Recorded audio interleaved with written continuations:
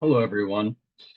Today we're going to start a reading, and this is going to be The Techniques of Practical Magic by Philip Cooper. This has been sitting on my shelf for a while, and I finally decided to read it, but also read it to the world at the same time. If you haven't subscribed to the channel, go ahead and do that. It would be very helpful. The Techniques of Practical Magic by Philip Cooper, Chapter 1. Clearing the Way. Welcome to this very special book of practical magic, a book which is designed to help you understand what practical magic is all about and show you how to change your life by using your inherent power in a safe and natural way. There is no other book like this. It is totally different from any type of magical instruction. It is filled with original ideas, and this is at times highly controversial. Above all else, it attempts to give you the truth about magic and the magical way to success, whatever the word success may mean to you. In acting as your guide, I am able to point out the way to truth, for not only have I spent a lifetime searching for that rare commodity, but I am not bound to oaths to keep silent. In any case, the truth about life is quite plain to see once the way has been cleared and the path pointed out. Perhaps we ought to start looking at the analysis of truth. If you are perfectly honest with yourself, truth is what you really want. I mean the real truth, and not the imperfect truths given to us by religion, experts, and the highly dubious prophets who attempt to dictate and direct occultism both past and present. The biggest problem of our concepts is that they are based on secondhand knowledge. No one has bothered to think or question these ideas. In fact, religion did and still does resist questioning unless we discover the truth for ourselves and thereby remove the need of the priesthood. Today's occultism is also guilty of the same mistake. Secondhand knowledge is no guarantee of success. That is one reason why the spells, the incantations, and the grimoires of others are not necessarily of any use to you. An author's idea may well, with a bit of luck, work for him, but there is overwhelming evidence to support the theory that they will never work for you. Nothing works that is secondhand in addition to being based on superstition rather than sound technique. The only knowledge worth having is the truth, and once you have discovered this truth for yourself, you cannot fail. There is a great deal of difference between accepted ideas which are made to work and the truth. Time and time again, it can be proved that you can make anything work. And I do mean anything, if you believe it to be true. Belief is a major key in life and in magical work, for whatever you believe comes true. It therefore makes sense to believe in the right ideas. In other words, those things which are true, as opposed to someone else's misconceptions or superstitions. This book will teach you to look for the real truth as it applies to you. It will teach you to question both your own beliefs and the accepted teachings of others, and it'll help you find the only path in life which matters, your own. Truth versus non-truth.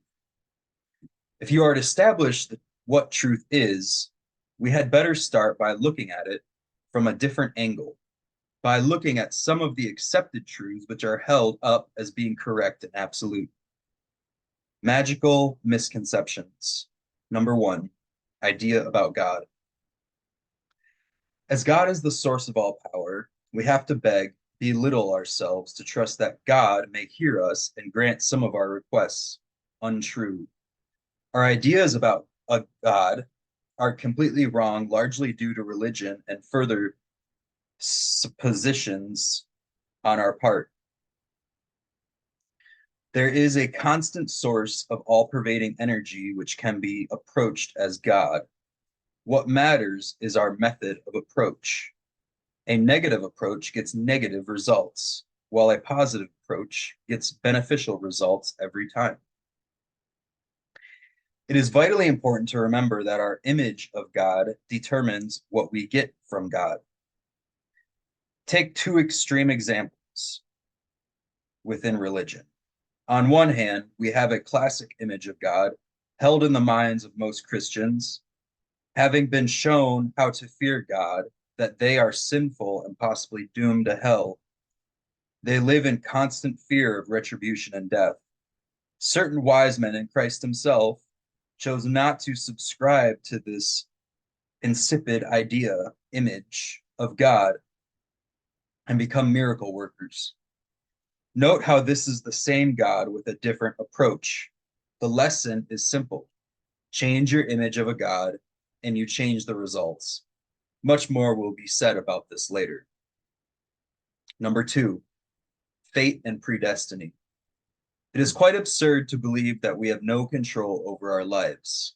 This is a misconception based on superstition and, incidentally, a belief fostered by those who like to make money out of people's apparent misfortune. What is true is that our beliefs control what happens to us. If those beliefs are negative, destructive, and self-limiting, we are bound to get effects which are in keeping with them, such as illness, poverty, stress, and bad luck. Being human, we have to blame something or somebody. Naturally, we dare not blame God or even consider that it may be our own fault.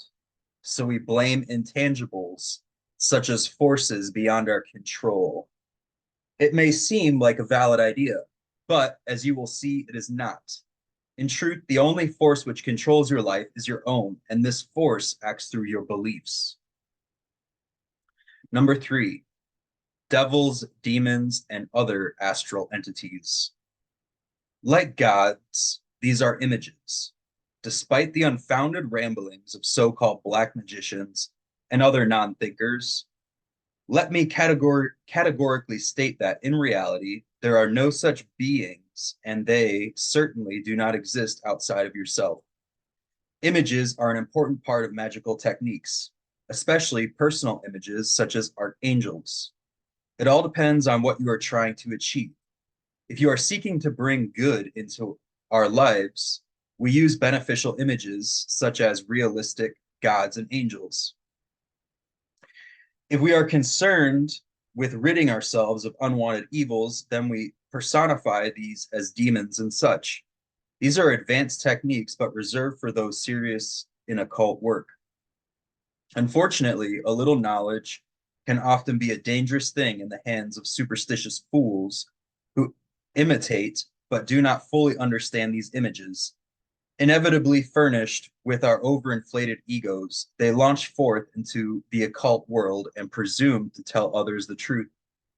Those who consort with demons or allege their existence naturally fall foul of their own stupidities. Number 4, instant magic. Like anything else in life, the more you put in, the more you get out. There is no such thing as instant magic, because the magical arts need steady practice. You can no more make these absurd ideas work than you can, say, pick up a French dictionary and expect to read the language fluently. Most occult books are senseless, so you can rest assured that when you purchase one or more of these guaranteed publications and fail to get anywhere, it is not your fault. Your only mistake was to buy the book in the first place. You can make these ideas work for you if you know what you are doing. In other words, if you know sufficient basic technique. Unfortunately, these basics are missed out by the writer, or he does not know them. Spells and chants, number 5. Again, there is no such misconception about these techniques. Words can be extremely powerful if they are understood. It is quite possible that the occultist who first conceived the spell may well have made it work because he put a great deal of thought and feeling into the words. He gave the words power by belief. It does not follow that anyone else repeating these same words will get the same results because they belong to someone else. The personal involvement is missing. You can literally chant away until you are blue in the face, but unless you work up with some emotional fire and belief in what you are saying, nothing will ever happen. Those who are ignorant of the value of ritual wording and presume to write authoritative books on magic are deluding themselves and all those who try to put these ideas to work. Joining a lodge or coven. This is pointless unless you prefer to subscribe to the inaccurate ideas already listed. It is quite natural for the would-be occultist who has met with failure, confusion, and uncertainty to seek the company of those in the know. The more unscrupulous organizations will be more than pleased to show you inner secrets for a price and offer you initiation into those mysteries. What mysteries? The secrets of practical magic are quite plain to see and demand no loyalty to some cause or oaths of silence. Most of these lodge secrets can be found in freely available books, which are, incidentally, the same caliber as the type already mentioned. The only true way to personal power is by individual effort. Of course, you can learn from others, but you must avoid the herd instinct, which leads to joining occult organizations. Suitability. Religion is largely to blame for the mistaken concept of suitability, i.e., the priesthood has removed God, the power, out of reach of man, you and me. Before we could have anything, we had to approach God through a priest who naturally had a cosmic hotline. This idea is still with us in the form of an inferiority complex. As you will eventually see, you already have power. All that you have to do is find the doorway once more. You are entitled to take hold of the power and deal direct with the source of that power. The priests and lodge masters may not agree, but perhaps they are only protecting their dubious role in life. Having got rid of some sort of the more ridiculous ideas, we ought to now look at the real truth as it applies to you. The truth. The following statement of fact cannot be overstressed. The essential truth about life, particularly from an occult point of view, is as follows. You equals belief equals life energy. If you are expecting profound mystical truths, complex formula, or some tremendous revelation, you could be excused for being surprised. Centuries of muddled thinking have made life appear to be far more complex than it really is. Think long and hard about these three words. They are a master key to success. Simple they may appear. Life energy. Let's start by looking at creation in a simplified way. First, creative intelligence, God, created life energy. This was then split into distinct categories the same way the light can be divided into the colors of the spectrum. From a magical point of view, these became known as the planetary energies, of which much more will be written later. However, energy by itself is not sufficient to produce the physical universe in which we now live. There had to be something into which this energy could be directed, and that something is known as matter. Matter is formless, shapeless, and inert. It is, for all intents and purposes, quite dead. Life is created when matter is given energy. The lifeless no thing then became something. Everything that we see and touch is therefore matter, which contains energy. Everything from a pebble to a human body.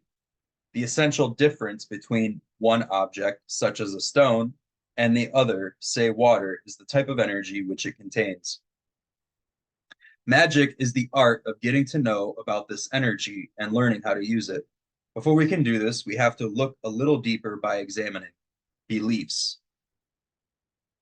Beliefs. Each and every one of you has the ability to create around yourself all that you wish to have. In fact, you are doing this right now. Before you start to write letters telling me about your misfortunes, unhappiness, and lack of money, I urge you to think carefully about the absolute truth which now follows. There are many myths and profound statements which elude our inherent power. Time after time, great teachers have pointed out the reliability of our hidden abilities. Yet, very few have listened, preferring instead to believe in superstition or the ramblings of those with the loudest voice. The key to life is contained in the word belief. Suppose that you owned a vast computer which was capable of answering any question and could also, through other computers, robots, and so forth, bring anything to your door. If you think about the rapid advances being made in technology, this is not as far-fetched as you may suppose. All that you have to do is ask your computer, and it does the rest without further effort in your part. As a human being, you have such a device. It is called the subconscious mind. This incredible mental computer is capable of anything, and furthermore can be directed by you, if you know how. There are many techniques which attempt to influence the subconscious mind. Among these are hypnosis, alpha states, trance, autosuggestion, and mind power. Correct magical procedure uses only the best techniques together with the only language which the subconscious mind can understand, symbols. As you will see, magic without symbolism is quite pointless. We will delve further into the mysteries of the subconsciousness in subsequent chapters. However, it is important to understand the part that belief plays in this matter. There are many statements from the past which show us the truth concerning belief. The Christ said, "If thou canst believe, all things are possible." Note that the accent is on all. There are no ifs and buts, no exclusions and no conditions. When he said all, he meant all. More contemporary thinkers have coined phrases such as, "You are what you think you are," "What the mind can conceive, it can achieve," and "Thinking produces things." The overall theme is that the way in which we think determines what we get out of life.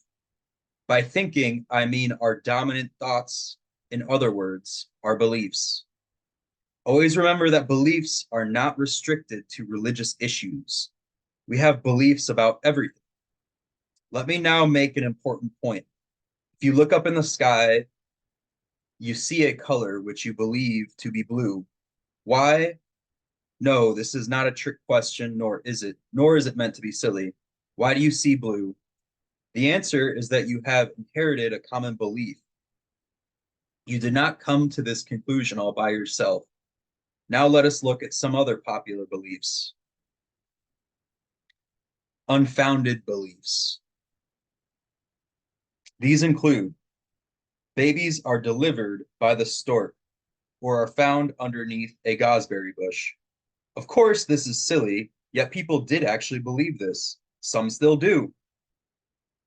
Man can never travel faster than 60 miles per hour, or his ribs will collapse as a result of air pressure. Really? Or perhaps the real scientific gem, it can be categorically stated that man will never be able to take to the air and fly.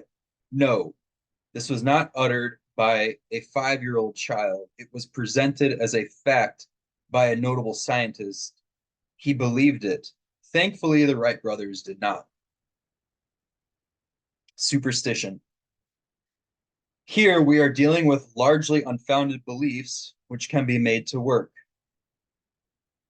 I will not go into detail the never-ending list of superstitions which grows each day. However, it will suffice to say that superstition has no place in real magic. It does, however, play a major role in today's occultism and is often not easy to identify.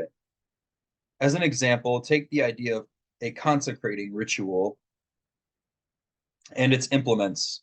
When fully understood, the act of consecration is a powerful magical act. The mumbling of a few words together with assorted gestures over ritual implements is quite pointless because it is presumed by incorrect belief that the implements are in themselves magical. They are not. No ritual equipment is in itself magical. Ritual equipment there is only an aid on focusing the mind and nothing else. The golden rule with magic is never do or say anything which you do not fully understand. When you understand something, you remove the chances of superstition. Thank you guys. We are going to pick this up tomorrow.